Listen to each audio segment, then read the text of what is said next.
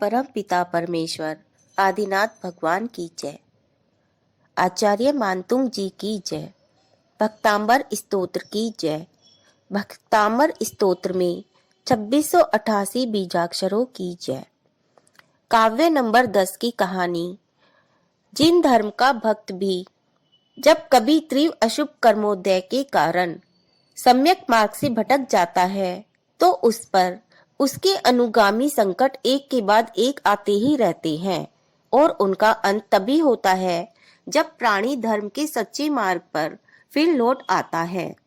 वाराणसी के श्रीदत्त सेठ के जीवन में भी ऐसा कुछ घटित हुआ। तीव्र अशुभ कर्मोदय के कारण उनका व्यापार चौपट हो गया तथा धन की बड़ी हानि हो गई। स्थिति यह हो गई कि महलों में समस्त सुख साधनों के बीच रहने वाले श्रीदत्त सेठ सड़कों पर आ बैठे और निर्धनता के पाश में जकड़ गए। श्रीदत्त जिन भक्त सम्यक दृष्टि श्रावक थे, कठिन दिनों में भी उनकी सद्बुद्धि बनी रही। एक दिन एक दिगंबर साधु नगर में आए। श्रीदत्त उनके दर्शनों को गए व आहार दिया। पश्चात श्रीदत्त सेठ ने मुनि श्री से अपनी निर्धनता का जिक्र किया। मुनि श्री ने श्रीदत्त को महाप्रभावक भक्तांबर स्तोत्र के 10वें श्लोक का शुद्ध उच्चारण, अर्थ, रिद्धि व मंत्र की विधि आदि समझाई और कठिनाई के समय श्रद्धा पूर्वक उसका पाठ करने का उपदेश दिया।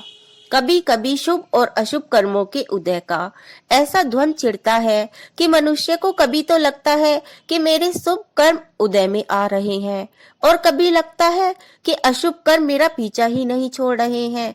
यही स्थिति श्री दत्त सेठ की भी थी। उसके अशुभ कर्मों का चक्र भी थमा नहीं था। एक दिन जब वह व्यापार करके प्रदेश से वापस लौट रहा था तो कुछ ऐसा घटना चक्र घटा कि वह एक ऐसे गहरे अंधकूप में जा गिरा जहां से निकलना असंभव दिखाई देता था। श्रीदत्त को जब वहां से निकलने का कोई उपाय न सूझा तो अपना अंत समय आया जान वह भगवत भक्ति में लीन हो गया और पूर्व में दिगंबर मुनिराज द्वारा उपदेश में सुने हुए महाप्रभावक भक्तांबर स्तोत्र के 10वें श्लोक का रिद्धि व मंत्र सहित पाठ करने लगा। आशा और निराशा के झूले में झूलते हुए भक्ति में कई दिन बीत गए।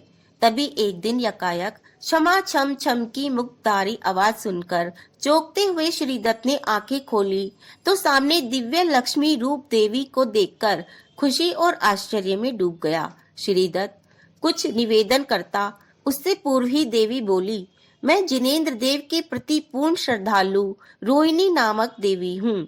मैं भक्तांबर स्तोत्र के 10वें श्लोक के भक्ति पाठ से प्रसन्न होकर तुम्हें संकट से उबारने तथा जिनेंद्र भगवान के अहिंसक साम्यवाद के सिद्धांत को मूर्त रूप देकर तुम्हें निर्धन से पुनः लक्ष्मीपति बनाने आई हूँ।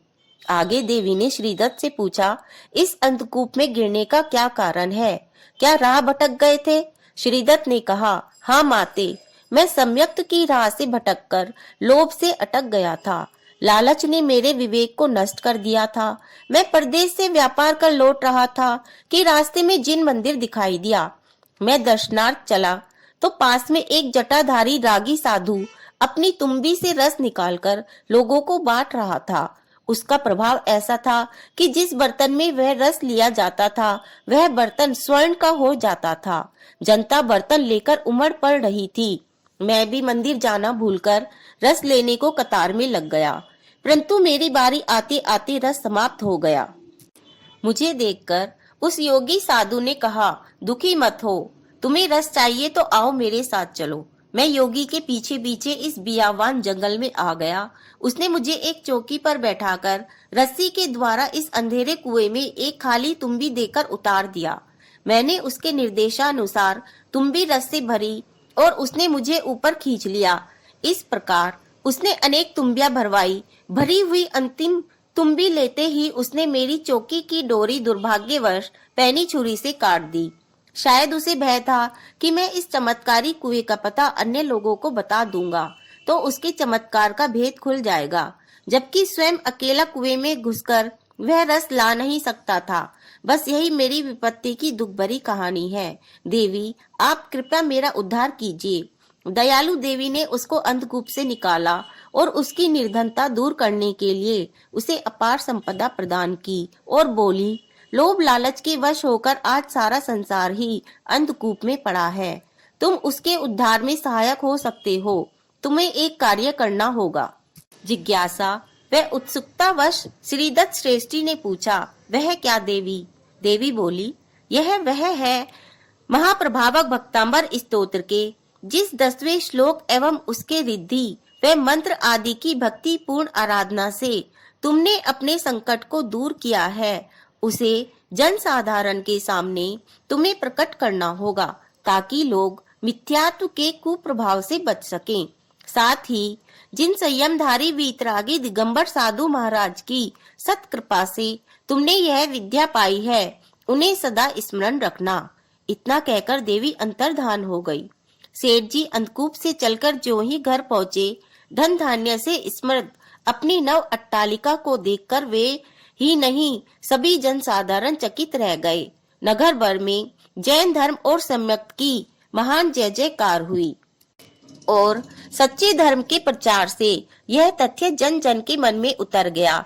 अतः महानुभावों, आत्मा के अस्तित्व व ज्ञान एवं शांति को जानने के विभिन्न तरीकों को धर्म का लक्षण कहा है, जिसके द्वारा आत्मा के स्वरूप को पहचाना जा सके। सर्वप्रथम सम्यक दर्शन श्रद्धा उत्पन्न करनी होगी। तत्काल ज्ञान व चारित्र समय भी आ जाएगा, लेकिन सर्वप्रथम तो सर्वज्ञ देव की कही वाणी को श्रद्धा पूर्वक विश्वास के साथ मानना दर्शन गुण है। इसके बाद अशुभ कर्मों का क्षय एकाग्र मन से किया जाता है। इन्हीं भावनाओं के साथ जय जिनेंद्र।